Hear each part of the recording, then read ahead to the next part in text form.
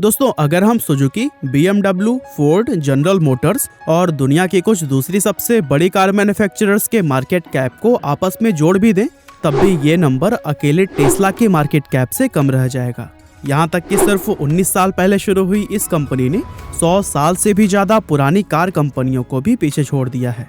और इस मुकाम पर पहुंचने के लिए टेस्ला ने विज्ञापन पर एक भी पैसा खर्च नहीं किया। अब टेस्ला ऑटोमोटिव इंडस्ट्री में इतनी सफल कैसे बनी और इलॉन मस्क के वो 3 सीक्रेट्स जिसने कि इस डूबती हुई कंपनी को बचाकर सफलता की बुलंदियों पर ला खड़ा किया, आज के इस वीडियो में हम इन्हीं सभी बातों को ही जानने वाले हैं। दोस्तों, टेस्ला कंपनी के अस्तित्व में आने की शुरुआत उस समय हुई थी जब साल 2000 के दौरान मार्क टारपेनिंग और मार्टिन एबरहार्ड नाम के 2 अमेरिकन इंजीनियर्स के मन में पहली बार अपनी खुद की ऑटोमोबाइल कंपनी शुरू करने का विचार आया था। दरअसल उस समय ऑटोमोबाइल इंडस्ट्री बहुत तेज रफ्तार से ग्रो कर रही थी और मार्क व मार्टिन दोनों ही इस बात को समझ गए थे कि आने वाले समय में ये इंडस्ट्री और भी नई ऊंचाइयों को छूने वाली है। लेकिन साथ ही वे यह बात भी अच्छी तरह से जानते थे कि जिस नेचुरल रिसोर्स यानी कि ऑयल पर यह पूरी इंडस्ट्री चल रही है, उसके भंडार दुनिया में अनलिमिटेड नहीं है और एक अनुमान के अनुसार साल 2070 तक दुनिया से ये सारा तेल खत्म हो जाएगा। और जब ऐसा होगा तो दुनिया की सभी ऑटोमोबाइल कंपनियों को इसका कोई न कोई विकल्प खोजना ही पड़ेगा। तो फिर ऐसे में मार्क और मार्टिन ने लॉन्ग टर्म को ध्यान में रखते हुए यह सोचा कि क्यों ना वो एक ऐसी कंपनी को शुरू करें जो कि बैटरी पर चलने वाली इलेक्ट्रिक कार्स बनाए, ताकि फ्यूचर में ऑयल के खत्म होने का भी उनकी कंपनी पर कोई फर्क ना पड़े। और फिर यही इरादा मन में लिए उन्होंने 1 जुलाई 2003 के दिन अपनी कंपनी को स्थापित कर दिया, जिसका नाम उन्होंने महान इन्वेंटर निकोला टेस्ला के नाम पर टेस्ला मोटर्स रखा। तो दोस्तों, इस तरह से कंपनी तो उन्होंने शुरू कर दी थी, लेकिन अब बारी थी फंडिंग के लिए इन्वेस्टर्स को ढूंढने की। और इसी खोज के दौरान साल 2004 में एक ऑटो एक्सपो के अंदर उनकी मुलाकात इलॉन मस्क से हुई, जहां उन्होंने अपना इलेक्ट्रिक कार्स बनाने का आइडिया इलॉन के साथ में शेयर किया। अब चूंकि इलॉन खुद भी हमेशा दूर की सोच रखते हैं, तो ऐसे में उन्हें मार्क और मार्टिन का यह बिजनेस मॉडल पसंद आ गया और वे टेस्ला में अपना पैसा इन्वेस्ट करने के लिए राजी हो गए। और दोस्तों, इस तरह से फरवरी 2004 में कंपनी ने अपनी सबसे पहली फंडिंग के रूप में कुल $7.5 मिलियन जुटाए थे, जिसमें कि $6.5 मिलियन अकेले इलॉन मस्क ने ही दिए थे। और अपनी इस फंडिंग के जरिए वे टेस्ला के सबसे बड़े शेयर होल्डर बन गए थे।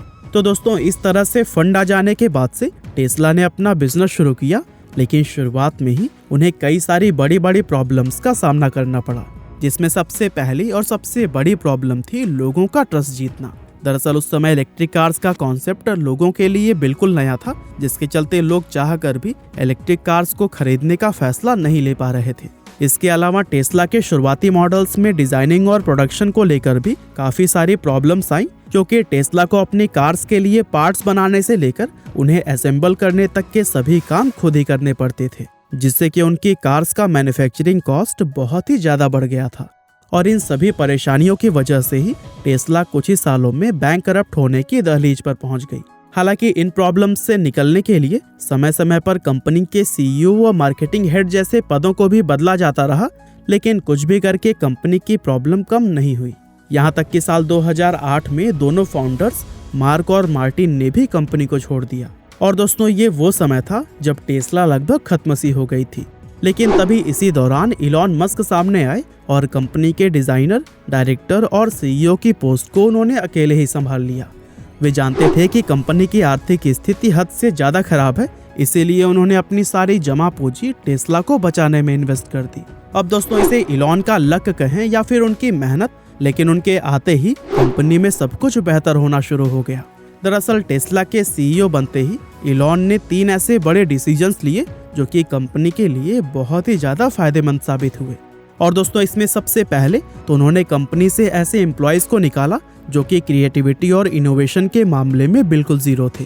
और उनके ऐसा करने से कंपनी की 25% वर्कफोर्स कम हो गई थी, जिससे कि कंपनी का काफी सारा पैसा बचने लगा था। इसके बाद से इलॉन ने दूसरा बड़ा काम यह किया कि मार्क और मार्टिन ने टेस्ला के रोडस्टर मॉडल की जो कार्स क्रेडिट पर सेल की थी, उनमें से लगभग 2500 कार्स को उन्होंने वापस मंगवा लिया, जिससे कि कंपनी पर चढ़ा हुआ $40 मिलियन का बड़ा कर्ज उतर गया था। इसके अलावा इलॉन ने कंपनी के लिए तीसरा अहम काम यह किया कि उन्होंने यूएस डिपार्टमेंट ऑफ एनर्जी से टेस्ला के नाम पर $465 मिलियन का एक लोन पास करवा लिया था, जिससे कि कंपनी को आगे काम करने के लिए अच्छी खासी रकम प्राप्त हो गई थी। और साथ ही कंपनी की आर्थिक स्थिति को सुधारने के लिए साल 2010 में इसे पब्लिक भी कर दिया गया। हालांकि उस समय कंपनी के एक शेयर की कीमत सिर्फ $17 रखी गई थी, लेकिन फिर भी इसके जरिए टेस्ला ने $226 मिलियन की फंडिंग जुटा ली थी। और इस तरह से इलॉन के इन फैसलों से कंपनी के अंदर एक नई जान आ गई। अब दोस्तों, जो शेयर 2010 में लोगों ने सिर्फ 17 USD में खरीदे थे, वो आज के समय में पता है कितने की है? करीब 1100 USD की। और हम जानते हैं कि आने वाले समय में भी इलॉन मस्क के नेतृत्व में यह कंपनी आगे ही जाने वाली है। इसीलिए हर कोई सोचता है कि अमेरिका के इन कंपनीज में इन्वेस्ट किया जाए। हालांकि यह काम अभी तक इतना आसान तो नहीं था, लेकिन IND मनी ने आपके फेवरेट US स्टॉक्स में इन्वेस्ट करना काफी आसान बना दिया है। अब वैसे तो हम भारतीय कितने सारे अमेरिकन प्रोडक्ट्स और सर्विसेज यूज करते हैं, जैसे कि मूवीज नेटफ्लिक्स पे देखते हैं, शॉपिंग अमेजन से करते हैं और आईफोन एप्पल का यूज करते हैं, लेकिन इससे हमारा कोई फायदा नहीं होता है। लेकिन दोस्तों, कितना अच्छा होगा कि अगर इन कंपनीज के ग्रोथ में हमें भी फायदा हो। और यहीं पर हमारे काम आती है IND मनी, जिसका इस्तेमाल करके हम एप्पल, अमेजन, गूगल और टेस्ला जैसी कंपनियों के स्टॉक्स में भी इन्वेस्ट कर सकते हैं। IND मनी में 0 अकाउंट ओपनिंग एंड मेंटेनेंस फी के साथ में US स्टॉक्स बाय और सेल करने पर 0 ब्रोकरेज फी है। साथ ही यहाँ पर आपको सबसे अच्छे एक्सचेंज रेट्स भी मिलते हैं। और हाँ, अगर आपके पास इतने पैसे नहीं हैं कि आप US स्टॉक्स को सीधे खरीद सकें, तो फिर यहाँ 10,000 या 20,000 का अमाउंट इन्वेस्ट करके फ्रैक्शनल शेयर्स बाय कर सकते हैं। साथ ही मैं आपको खास तौर से IND मनी के साथ में मिलकर टेस्ला के शेयर्स बिल्कुल फ्री में दे रहा हूँ। बस डिस्क्रिप्शन लिंक से IND मनी पे साइन अप करिए और रिवॉर्ड सेक्शन में आपको फ्री टेस्ला शेयर्स मिलेंगे। या अगर आप प्ले स्टोर या फिर ऐप स्टोर से IND मनी को डाउनलोड कर रहे हैं, तो फिर साइन अप करने के बाद से LH टेस्ला कोड का इस्तेमाल करिए फ्री टेस्ला शेयर्स के लिए। अब दोस्तों, इलॉन मस्क के कुछ जरूरी कदम उठाने के बाद से जरूरत थी तो बस एक बढ़िया हाई परफॉर्मेंस इलेक्ट्रिक कार बनाने की। और ये काम साल 2012 में उस समय पूरा हो गया जब कंपनी ने अपनी पहली luxury sedan Tesla model S car को लॉन्च किया था। क्योंकि इस कार के मार्केट में आने के बाद से टेस्ला ने फिर कभी भी पीछे मुड़कर नहीं देखा और उनकी सेल्स साल दर साल लगातार कई गुनी बढ़ती चली गई।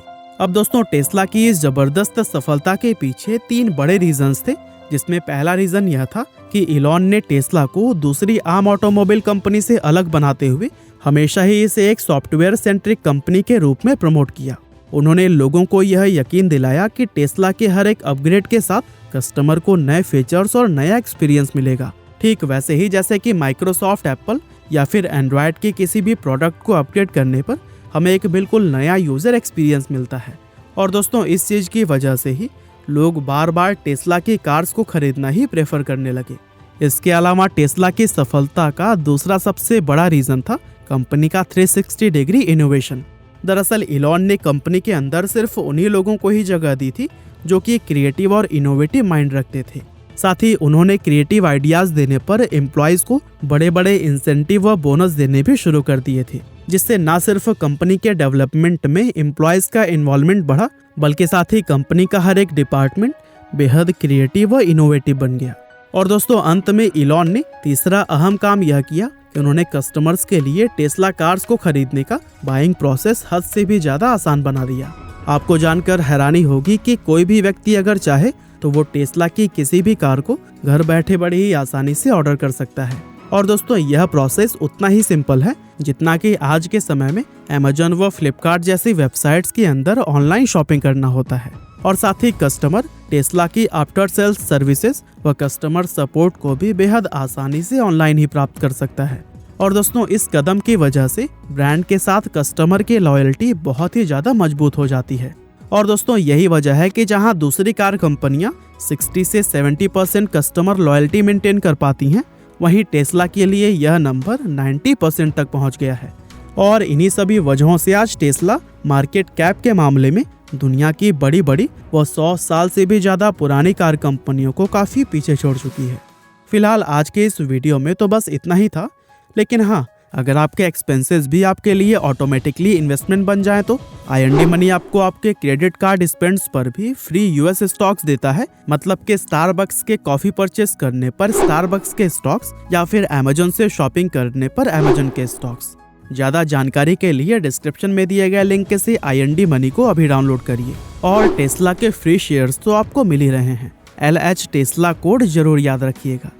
आपका बहुमूल्य समय देने के लिए बहुत बहुत धन्यवाद।